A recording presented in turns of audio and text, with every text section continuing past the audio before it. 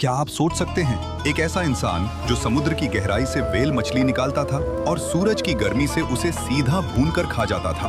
एक ऐसा विशाल जीव जिसके सामने बुर्ज खलीफा भी महज एक खिलौना था। यह हैरत अंगेज दास्तान है ओज बिन अनाक की। इतिहास की पुरानी किताबों में जिक्र मिलता है एक ऐसे दानव का जिसका सर बादलों को चीर देता था।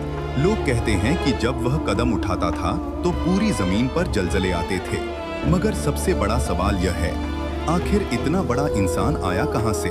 सबसे चौंकाने वाली बात तब सामने आई जब हजरत नूह अलैहिस्सलाम का ऐतिहासिक तूफान आया। उस तूफान ने पूरी दुनिया को डुबो दिया और ऊंचे पहाड़ भी पानी में समा गए। मगर हैरान करने वाली बात यह है कि ओज बिन अनाक उस तूफान में भी नहीं डूबा। कहा जाता है कि समुद्र का वह खौफनाक पानी उसके सिर्फ घुटनों तक ही पहुंच पाया था। पुरानी कहानियों के मुताबिक उसने 3000 साल तक इस दुनिया पर राज किया। वह इतना विशाल था कि खड़े खड़े गहरे समुद्र के एक छोर से दूसरे छोर तक गुजर जाता था। कुछ रिवायतों में दावा किया गया कि उसने हजरत मूसा की फौज को खत्म करने की साजिश रची। उसने एक पूरा पहाड़ अपने सर पर उठा लिया ताकि उसे पूरी कौम पर गिराकर तबाह कर सके। जरा सोचिए, जमीन पर अचानक गहरा अंधेरा छा गया है। जब लोग ऊपर देखते हैं तो आसमान नहीं बल्कि एक जलता हुआ पहाड़ उनकी तरफ गिर रहा है और उनके सामने खड़ा है 3000 फुट लंबा एक ऐसा जीव जिसकी सांसें तूफानी हवाओं जैसी हैं। लेकिन याद रखिए, अल्लाह की पकड़ बहुत सख्त होती है। जैसे ही उसने पहाड़ उठाया, अल्लाह ने एक छोटा सा परिंदा भेजा। उस परिंदे ने पहाड़ के बीच में एक सुराख कर दिया।